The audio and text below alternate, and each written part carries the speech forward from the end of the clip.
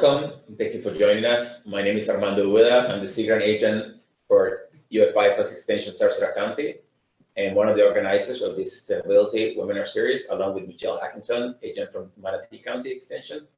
And we're pretty excited that you can join us today. And our first webinar is going to be hosted by Sarah Kane, the Sustainability Program Coordinator, for our office. And here we go. Okay, can everyone hear us okay? Okay, no issues, I don't think. I'm going to go ahead and share my screen.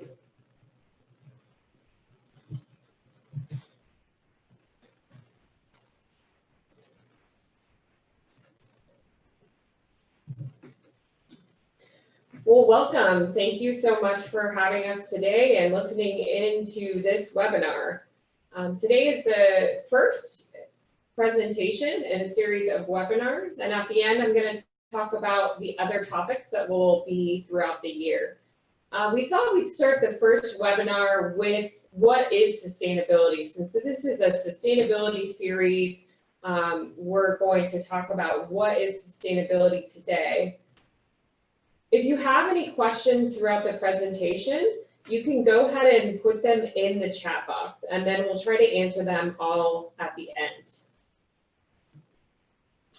So I'm going to go over what sustainability is, why does it matter, and then I'm going to go over some of the Sarasota County sustainability initiatives that I work on and my team here at Sarasota County Extension. And then we're going to talk about different topics of sustainability and what you can do to be more sustainable in your own lives. So how do we define sustainability? You might have heard the term before, but you might have heard or seen different definitions of it. We define it as satisfying our present needs without compromising the ability of future generations to meet their needs. It's leaving a legacy of enhancement. I also like to think of it as people, planet, prosperity. It's a balancing act between the economy, the environment, and the people that live in our community. I love this graphic because it really shows the balanced approach of sustainability. In order to really be sustainable, we have to look at the economy, we have to look at the people that live in our environment and in our communities, and we have to look at the environmental commitments that we're making. And when we try to do projects in sustainability, we try to look at all three of these pillars. And for meeting all three of these pillars, we know that we're being truly sustainable and making the optimal decisions about various things. So sustainability is very broad. It includes everything environmental when we're looking at the environment in our community. So it includes agriculture, what you do with your lawn, water, climate change, consumption, economic and fiscal management, education and outreach, energy, green building, health and natural environment, planning and policies, transportation and waste. I'm not going to touch on all of these things today, but I am going to talk about the main topics within these categories and talk about what we can do to help. So why does it matter? When we're living sustainably, we are decreasing our energy consumption, our water use, our waste, the toxins that are released into the environment, the use of fossil fuels for power generation, and also our utility bills, so we're saving money at the same time. But we're increasing and we're improving water quality and supply, our air quality, our environmental quality, human health and safety, our comfort, our quality of life, using renewable resources for power, our resiliency, and our self-sufficiency. I really like to look at an ecological footprint. You also might hear it as a carbon footprint. This is a really good tool to see how you're doing in your life with living sustainably. So there's lots of quizzes that you can take online. There's one here, but if you just Google ecological footprint or carbon footprint, you can find all sorts of different quizzes that you can take, and it'll give you a good idea of how you're doing. For example, You might fly a lot, which causes a lot of carbon emissions, but you also might compost at home, which will reduce your carbon emissions. So it's kind of really fun to play around with, to see what you're doing already and how you can improve on that to be more sustainable. And why does it matter? It's the right thing to do, and why not? If we improve the environment, what harm is that going to do? We're just going to continue to improve the planet that we live on. It makes economic sense. So when you're doing efficiency work, energy efficiency, water efficiency, you're going to save money on your utility bills. Our resources are not infinite. Our actions today can last forever. And when we look at sustainability, we try to look at the local level, the regional level, and the global level. We're one world. And the programs I'm going to talk about today are really focused on the local level, but we can be looking at all of these things broadly. We impact our own vitality, which is great. If we improve our quality of lives, if we become more sustainable and live within our means as a species. So why do we care about sustainability in local government and extension? The economic future equals jobs for our community. If we're looking at green jobs, the economy, if we're improving quality of life, all of these things matter. People want to live here and move here and get jobs here. Healthy communities and employees. So we want to work in a great place and improve our quality of life. And we think that's important for our community. People move here to Southwest Florida because of our environment. So we want to maintain that and preserve it. Also, community building and partnerships, that's really important. Working with other organizations within our community, making it a more sustainable place to live. And then we try to lead by example in local government. So all the programs I'm going to talk about today are things that we're trying to do internally and externally in the community to be more sustainable. And that way we can encourage others to do the same. So we want to lead by example and show leadership. So our sustainability office was actually formed in 2002 with the sustainability resolution, which was really early on for sustainability offices throughout the US. Now you'll find sustainability offices and staff throughout the entire country, and it's really, really picked up in Florida and Southwest Florida in recent years. So we have 2 sustainability full-time staff here, and we often have interns and temporary staff, but we really work on all sorts of different projects. In 2006, we did a roadmap to sustainability, which is our sustainability action plan, where we're looking at all sorts of different topics and setting goals for ourselves. In 2008, we were certified as a Gold Green Local Government by the Florida Green Building Coalition, and that was actually the highest certification at the time in 2015. So because we're trying to be sustainable internally as a local government, we developed some policies. In 2005, we started a green building resolution, which basically we're looking at our county buildings and making them more sustainable. And a green building certification is a certification from a third-party organization that looks at all sorts of different categories. So energy, water, indoor air quality, and landscaping. Those are some of the categories that you can get points for. And if you do these things, you will have an efficient building. We're actually in a green building here at our office at Sarasota County Extension, so come visit us and check it out. In 2006, we did a 2030 challenge resolution, which is basically setting goals for our new buildings, our new construction, to be to not use fossil fuels. So you'll see all of our new buildings in Sarasota County are green certified, and most of them are certified by the US Green Building Council. We also have an incentive for the community. We have fast track permitting for green building. And in 2008, we did an energy management action plan to set goals to reduce the amount of energy use and water use in our buildings. And we've done quite a bit of that, and we're doing even more right now, where we're upgrading all of our buildings to be more efficient, changing out light bulbs to LED light bulbs, changing out water fixtures, doing some major projects. And we're taking that money that we're saving on our utility bills to put it back into improving our buildings even more. We also work on resiliency planning and sea level rise. Right now, we have a strategic action plan item for 2020, where we're developing an internal vulnerability assessment, where we're looking at our county buildings and seeing how they might be affected by sea level rise. We're expecting to get that done by the end of the year. We also have some sea level rise language in our comprehensive plan and our post-disaster redevelopment plan.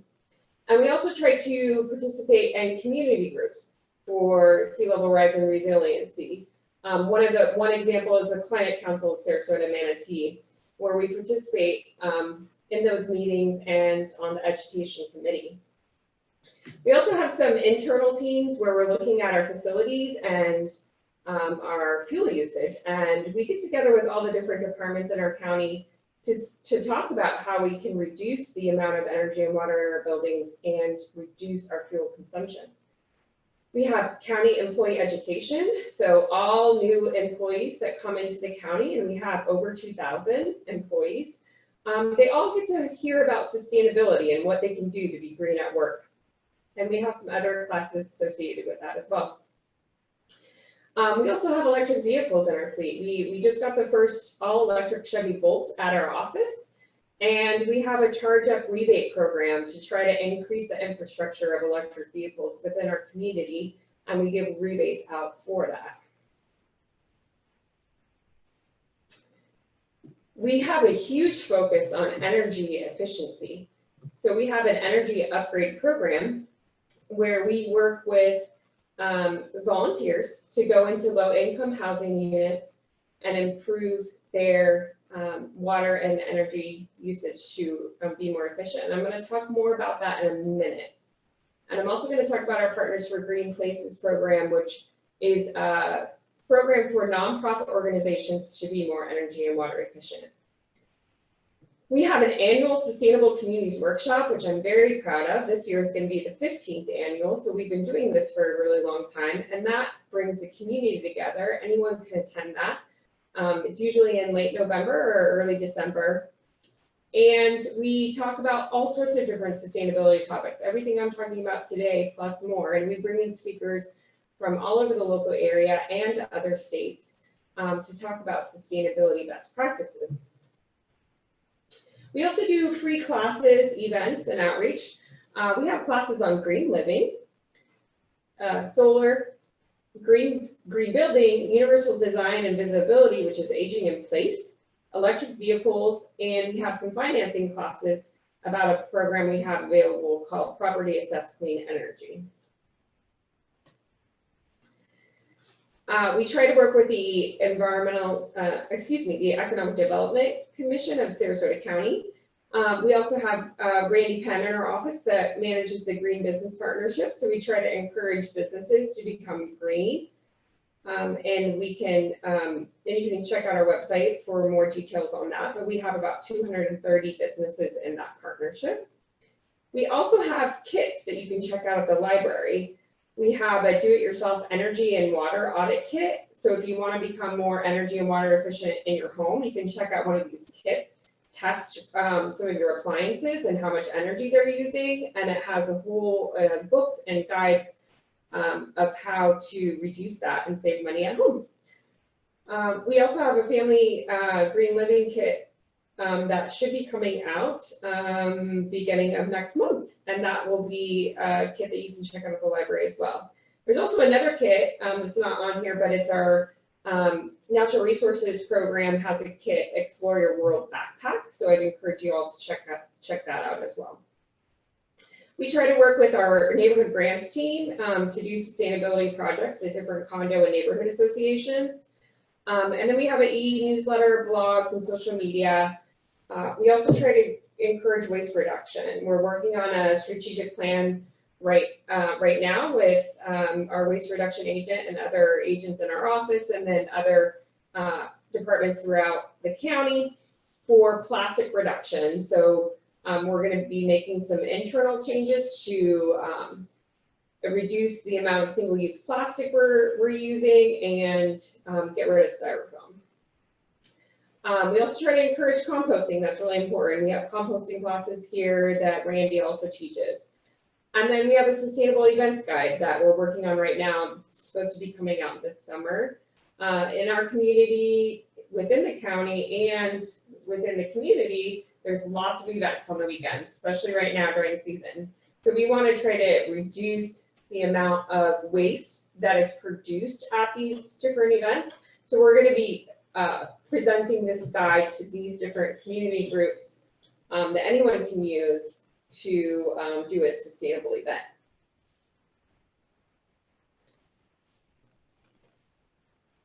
So I want to talk a little bit more about one of our grant funded programs that we're really excited about, and that's the Energy Upgrade Program.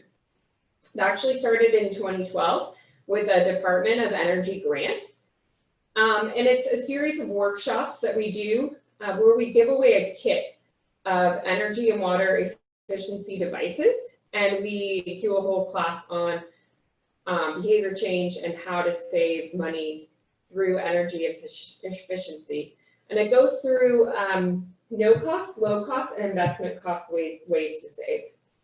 The workshops were given at neighborhood groups, clubs, libraries, anybody that would really have us throughout the whole community. And in 2016, we realized, we got some data, and we realized that we really need to be reaching low income groups in our community and underserved community members. So we started working with the Salvation Army, United Way, Children's First, and Habitat for Humanity, which are all groups that already work with these clientele. And we asked them if we could provide our program and our classes to the people that they were already reaching. So we're really proud of that. And I did just want to mention, because I mentioned equity, this is an energy equity program. It's kind of a unique term that a lot of people haven't heard before, but it's something that we're really focusing on in sustainability now throughout the country. And I love this graphic because it really shows the difference between equality and equity. So equality is sameness. So in the picture, you'll see every person along that fence has the same box, but they can't all see the game. Equity equals fairness. And it's about making sure that people get access to the same opportunities. So you'll see now the child can see the game because he has 2 boxes, and the adult doesn't need a box to see the game. So that means it's fair. So everyone has the same view.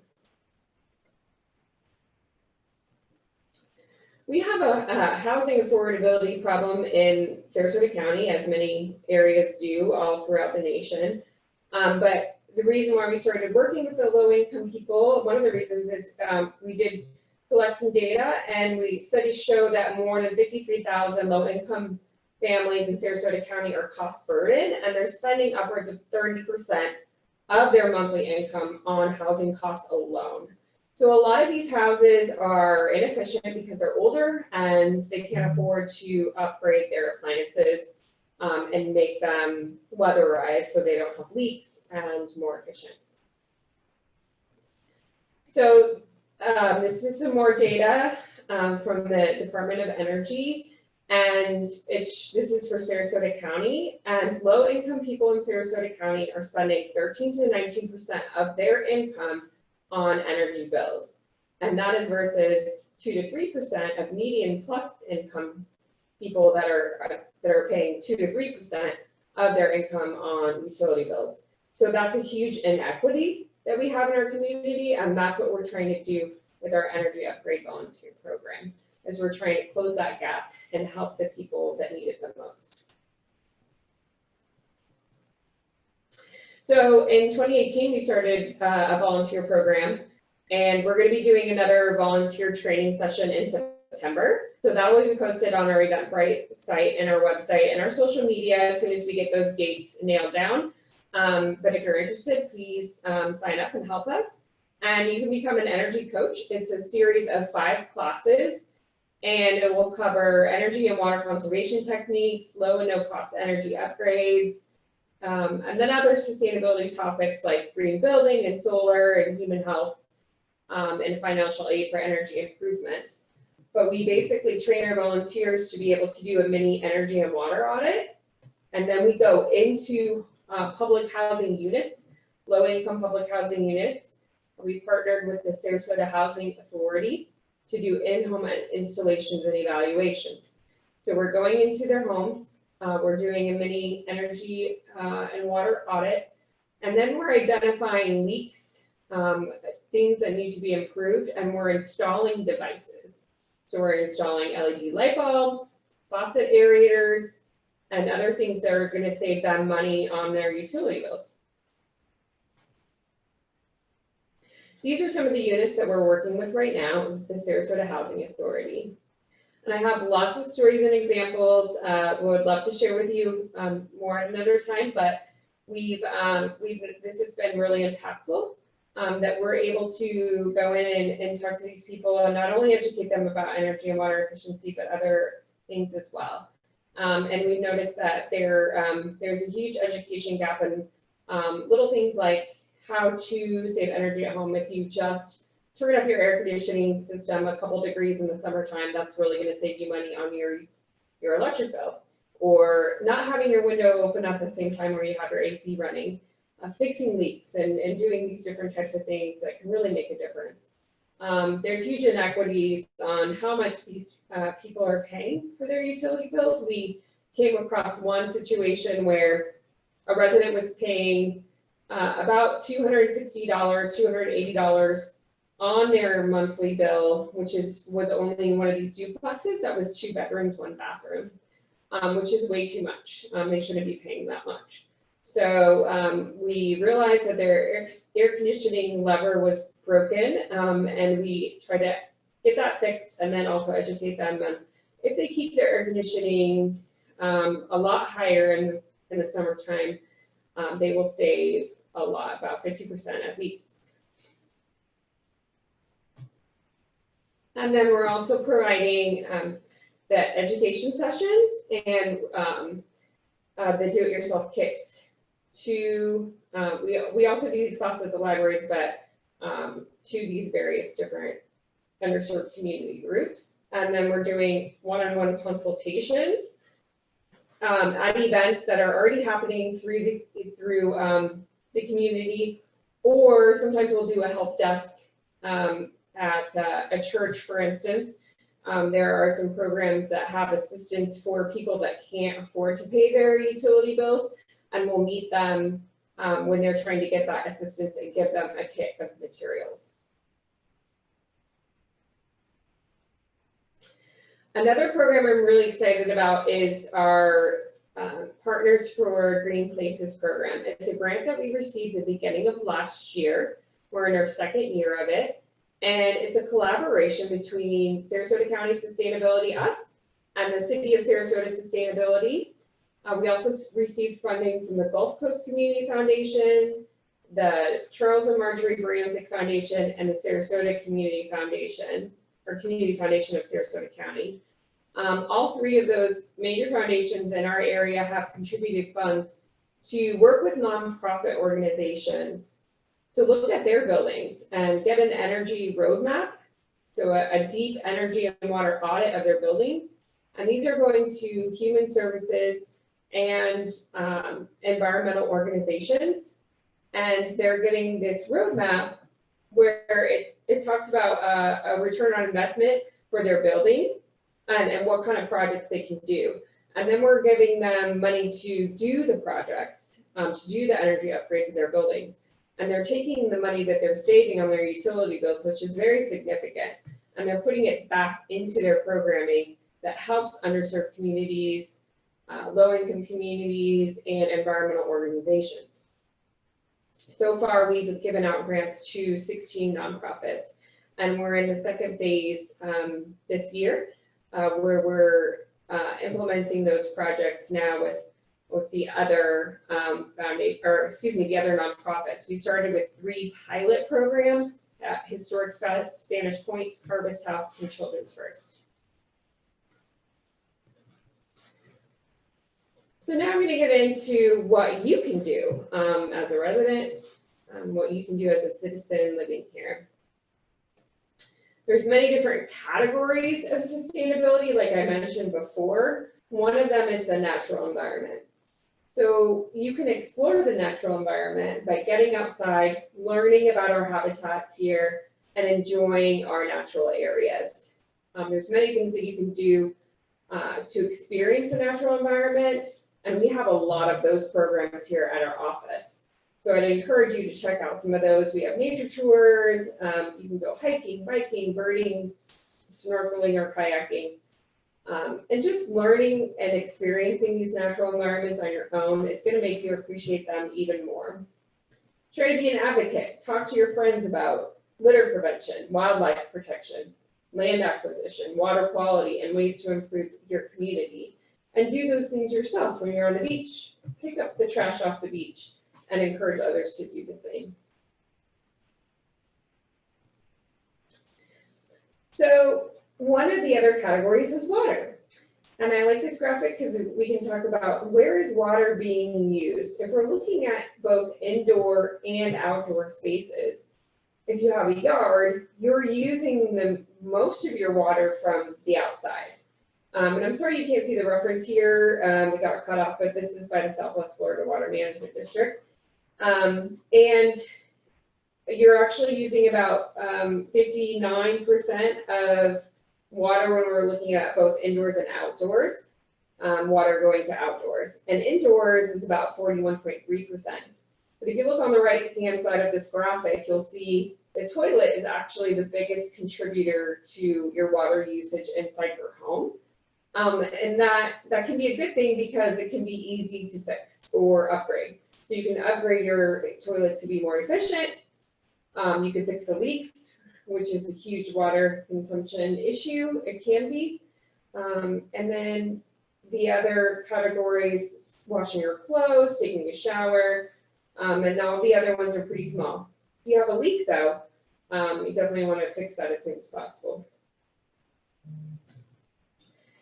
So what can you do to save water? Fix your leaks. If your toilet is leaking, more than likely it's the flap in the back that you need to replace. And you want to probably replace that a couple times a year. You can take shorter showers. You can turn off the water while you're brushing your teeth. Use WaterSense products, which if you see the logo there, that is a third-party certification that by the EPA. And so if you see that logo on faucets or aerators or shower heads, anything that you might find in the sink or the kitchen for water, you can look for that logo, and that's a third-party certification that's saying that basically you're going to save about 20% on your water if you buy those devices. You can look at dual flush toilets, which a lot of other countries already have, and we have those too. They're getting less expensive, so you can look into getting one of those. Water efficiency outdoors, use Florida Friendly Landscaping, which is going to be another webinar topic coming up, so I won't go into great details about that, but you can definitely check it out on our website and learn more at the next webinar. You can use a rain barrel. We do have rain barrel classes both in Sarasota and Manatee counties.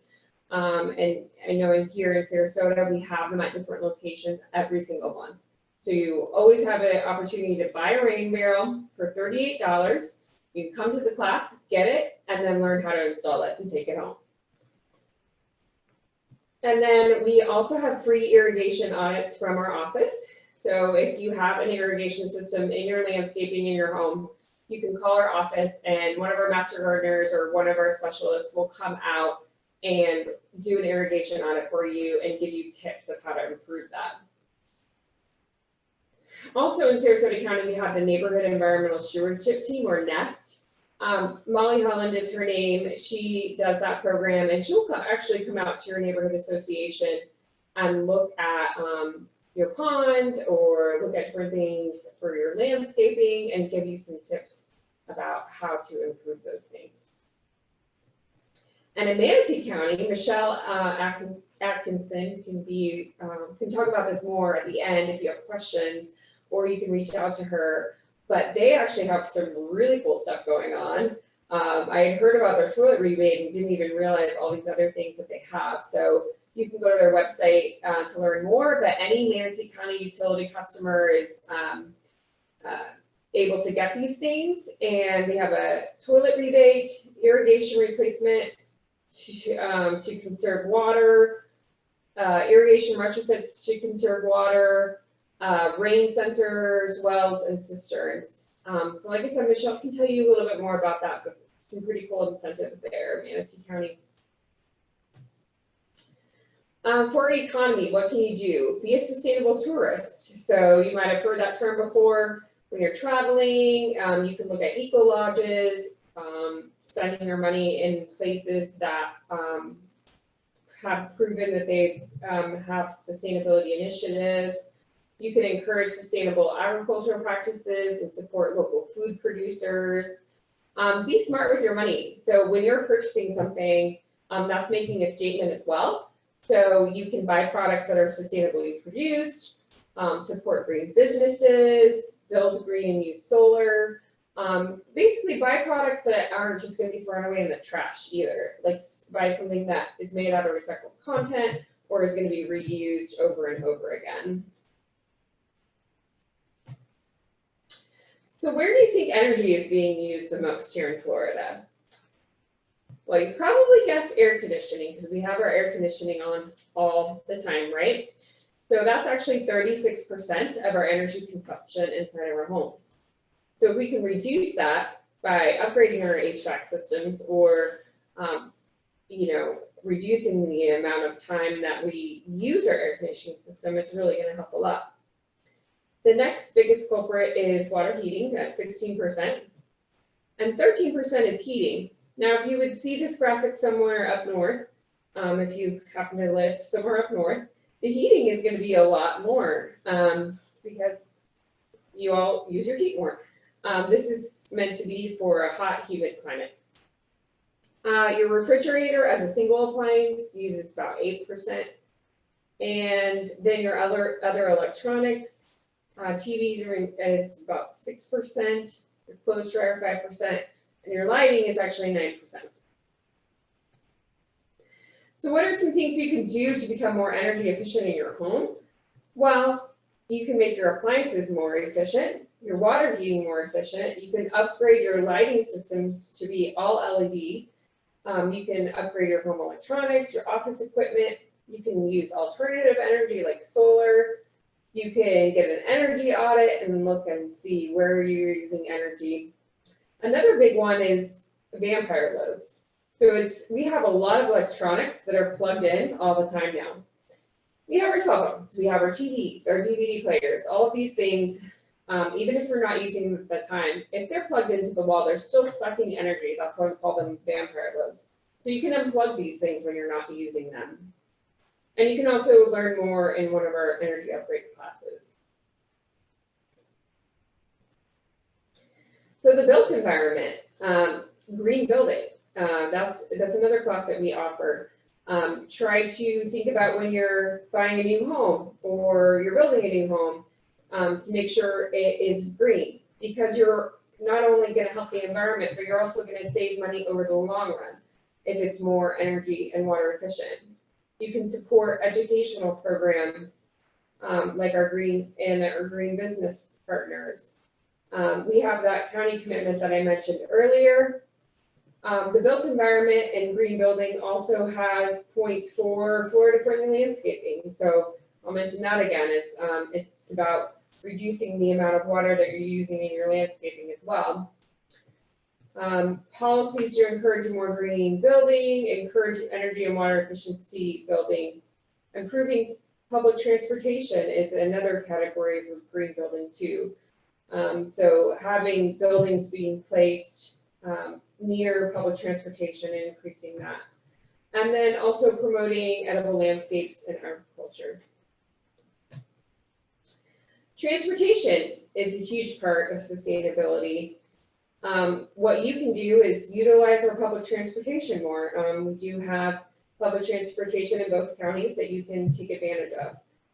If you're thinking about buying a new car, I would encourage you to buy an electric vehicle or a hybrid vehicle. You're going to save money by not having to fill up on gas and also reduce greenhouse gas emissions. We have a whole class on that if you're interested in learning more. And carpool when you can, walk and ride your bike, or take a class with us. And what can you do to be more healthy and encourage equity in our community?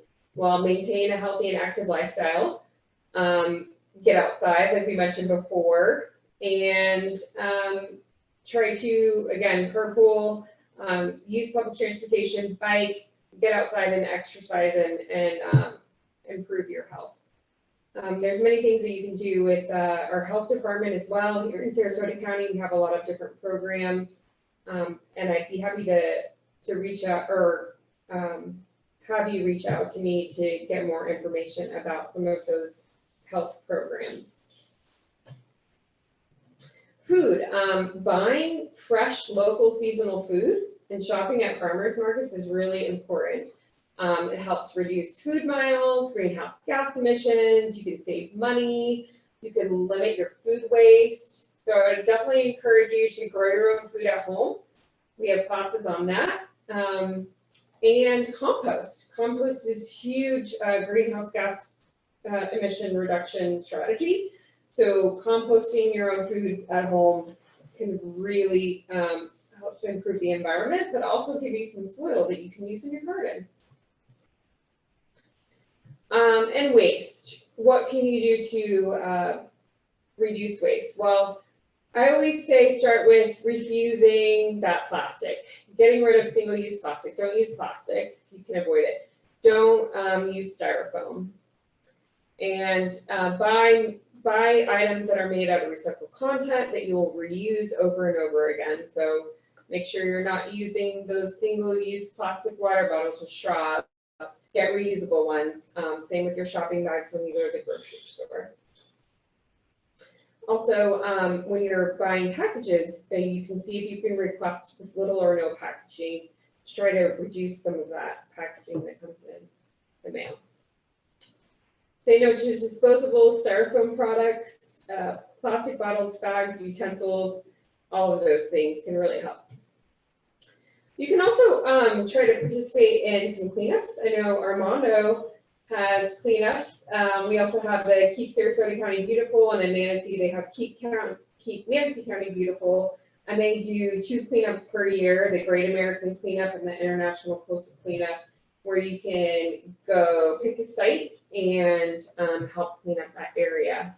There's also the adoption programs in both counties where you can adopt a site and volunteer to keep that area or site clean and free of litter. And we have volunteer awards recognition programs for those. It's a good way to get out into the community and meet more people too. So just to concise and wrap up everything that I just said, what you can do for your personal choices, these are the main things that you can do. Save energy and water at home, be more efficient. It's about your transportation choices, your reducing waste, your landscaping choices, buy local, eat local, support our green business partners, grow your own food, get involved, be healthy, get outside, and think about our next generations. We do have some upcoming events coming up. We have April 22nd is Earth Day downtown Sarasota at 5 Points Park. It starts at 11:30. We're celebrating the 50th anniversary of Earth Day with this series, and there's going to be a lot of events going on in the community, so go check that out. We also have Oscar Shear State Park Earth Day on April 25th. You can attend our Sustainable Communities Workshop. It's going to be the end of 2020. You can request a speaker or from our office for your group or your club. You can take our extension classes that are all online. You can become a volunteer. Stay up to date with us on our websites or our social media. We post pretty much every event and class that we do on Facebook. So if you haven't liked us yet, please do that. And like I said, this is the first webinar in the monthly series, anchored around the 50th anniversary of Earth Day with Sarasota and Manatee County. It's gonna be the third Thursday monthly from now until the end of the year, starting at noon, ending at 12:45. These are all the topics. They're eventually gonna be up on our Eventbrite page, and all of these webinars are gonna be recorded, and they're going to be put up on our Sarasota County YouTube page. The link is down below. But if you just Google UF Sarasota County YouTube, you can find it. That way, if you miss the beginning of this presentation, or if you miss any of the other presentations, you can actually go back and listen to them later and share the links with your family and friends. So thank you so much for having me today. Here are all the contact information for myself, Armando, and Michelle that are planning these webinar series, and we'd be happy to answer any questions you might have at this time. That was great, Sarah. Thank you so much. And we do actually have a question, so if you open the chat box, you'll see it.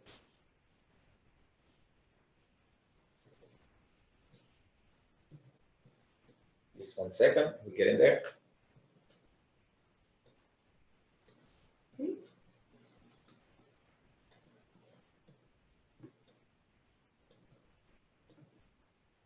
All right, so the question is, any plans to encourage using gray water or develop technology for this county-wise or an individual level?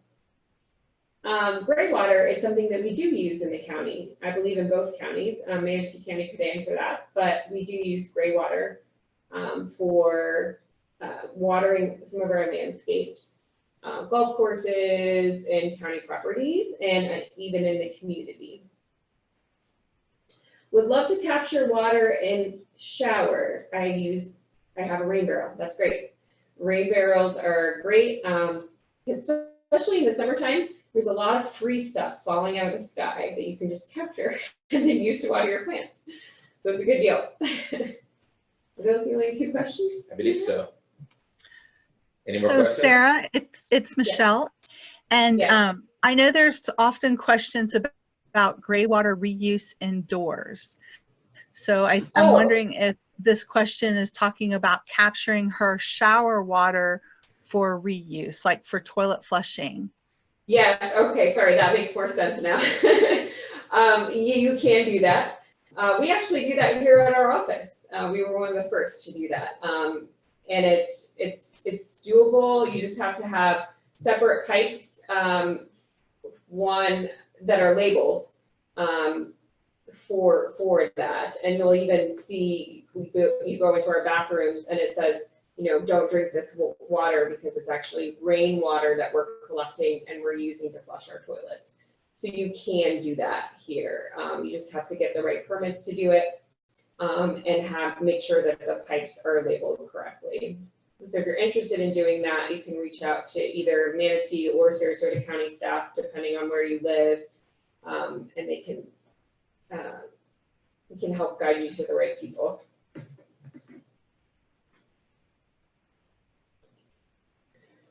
Okay, so we have another question come in. What does Sarasota County look like in terms of our water supply? Drinking water in the future. Okay, this is probably something that Abby, our water agent, could answer better than me. But I'll take a shot at it, and then if you would like to contact Abby, you could contact her, and she would definitely be able to help you go into more details about this. But as far as I know, our water supply is good, but we do try to encourage conservation, water conservation, whenever we can. That's why we provide the incentives and the classes to do so, because we want to encourage that, and we want to ensure that we have enough water for future generations. And as our community continues to develop, that's going to be something that's going to, decrease. So we want to make sure that we are conserving water wherever we can. And maybe Michelle might have some comments on that too. I don't know. Because you work a lot with water, I know, Michelle. I do. So hi, I'm Michelle Atkinson. I'm the environmental horticulture agent here in Manatee County. And here in Manatee County, we actually utilize surface runoff for our drinking water supply. We have Lake Manatee for Manatee County residents, and we have the Evers Reservoir for the city of Bradenton residents. And so that's put us in really good shape here in Manatee County.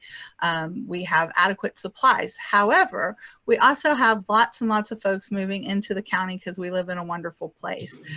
So we encourage conservation, of course, for many reasons, but one of those reasons is to continue to allow new residents to come into the county because, you know, even though we have an adequate supply now, we are growing and we want to plan for the future. So we are always looking for ways to conserve. That was great. Thank you so much for jumping in, Michelle. Do we have any more questions? Let's see. I don't see any more.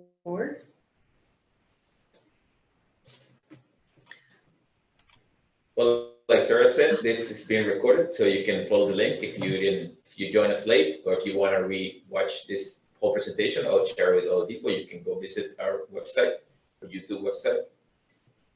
Oh, sorry, or link to our YouTube channel. Put it this way, and you can see it at your own pleasure.